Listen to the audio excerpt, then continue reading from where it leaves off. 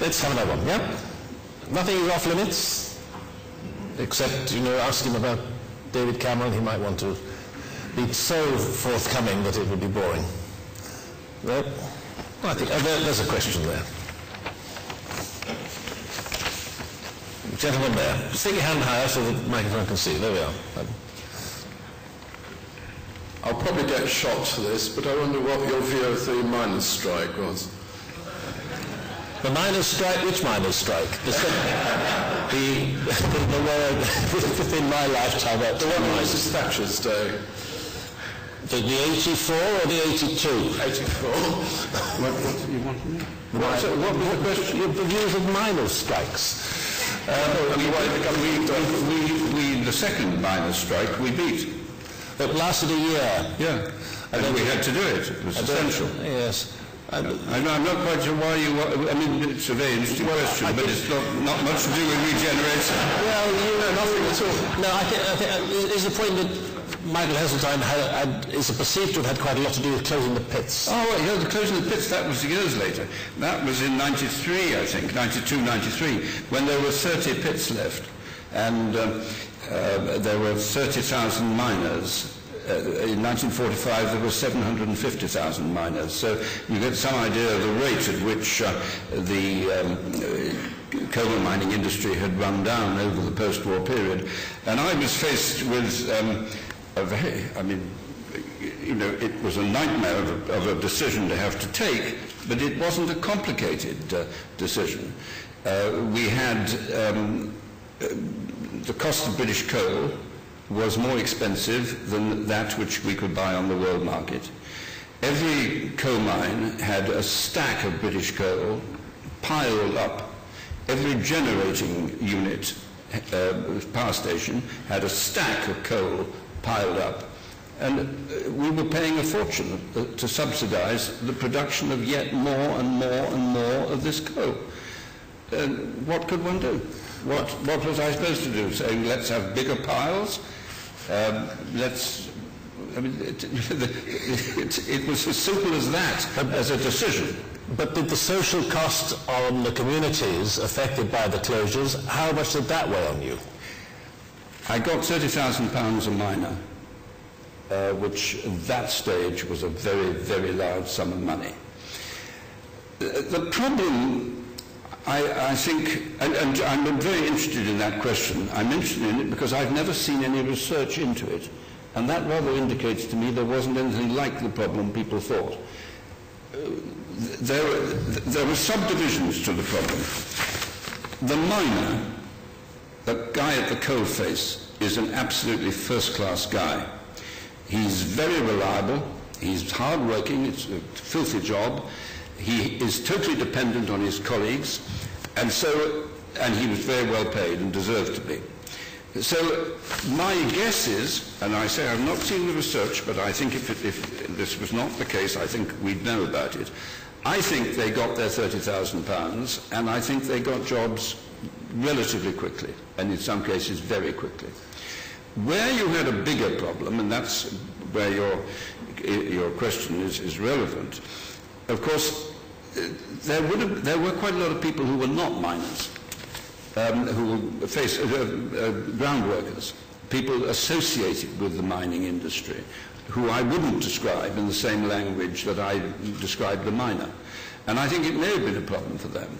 And I do remember in South Yorkshire when I was doing the Millennium Commission, there were problems. It was a very depressed area. I think it always was a pretty depressed area, but it certainly remained so. But you can't escape from the simple question. We had more coal that we knew what to do with. It was uneconomic. And either I stopped producing it, or I piled it up. And piling it up at the subsidies that the mining industry was getting was unacceptable. But you closed the Nottinghamshire pits, which were the ones which kept the lights on by defying Scargill in the 84 strike, and they found it very difficult to forgive that. I mean, we take the same decision again. Yes, but it might have been taken before the election. I only had to deal with it after the election. Yeah. Well, that was a little bit of a digression, but no, it gives you a flavour of the man. Let me just take another question if there is one. Yeah, as well as you. Yeah, here, right at the front. Jim Briscoe from CBRE. Successive governments have centralised power. Do you really think, despite the rhetoric that we've been having about localisation, that there will be a dissemination of power back to local authorities? Well, I said I think there should be. It's not quite the answer to your question. It is one of the axioms of life of what I have, I hold. People do not easily give up power.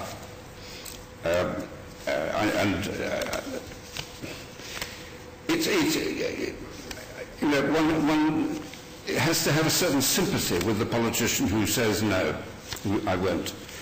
Because to do what I want to do, which is to accept that when a crisis blows in Birmingham, Secretary of State stands up and says that's a matter for the Mayor of Birmingham, requires a lot of courage.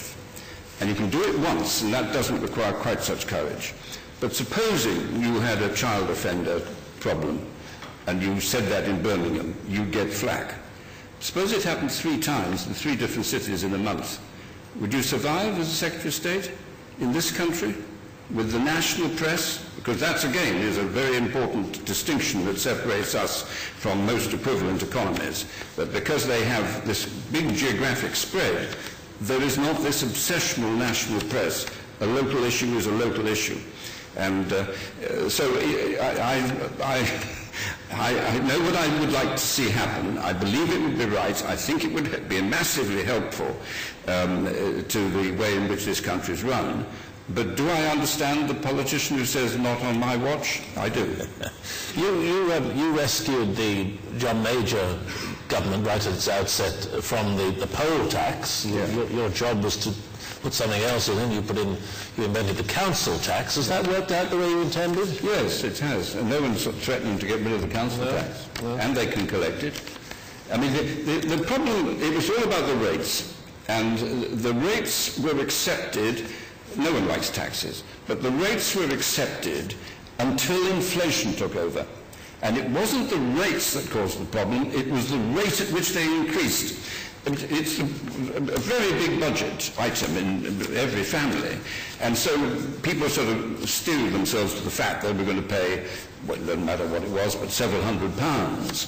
And then that perhaps went up, if it was £400, it went up to 450. And that £50 was a big increase. And that was what caused the trouble. So the Conservatives came to power in '79, committed to review the rate system, and that was my job. And I reviewed it all, and I looked at the poll tax, and initially felt the poll tax, that sounds quite an interesting idea. Anyway, I was rapidly persuaded it was not a good idea, and I said to my colleagues, I've looked at all this, the rates are the best, and we can collect them. There was no hassle in the 1983 general election campaign. We fought the '83 election campaign with the rates in place. After I left the Department of Environment, Mrs. Lady Thatcher, who actually didn't agree with me about the poll tax, had it further reviewed by Willie Whitelaw, and again the Cabinet endorsed the rate system. It wasn't until Scotland did a rate revaluation in, I think, probably '85, where this always happens with rate revaluations, that in theory, if you put up the rateable value, the poundage should come down proportionately. But local government knows a trick or two, and up go the rateable values. Not our fault, they say. Do they bring the poundage down proportionally? No, they don't. And so you get, in terms of what you pay in the pocket, a big increase. And this happened in Scotland because they had a revaluation, and Mrs. Thatcher was deeply upset, and therefore got one of my former colleagues to do the poll tax. it was a disaster. There's no possible way out for that. And it fell to me to find an alternative, and basically I went back to the rates. It's called the council tax, and it had 1 or 2 variations, but it was a property tax. It could be collected, and as long as you have low inflation, it isn't a source of great aggro.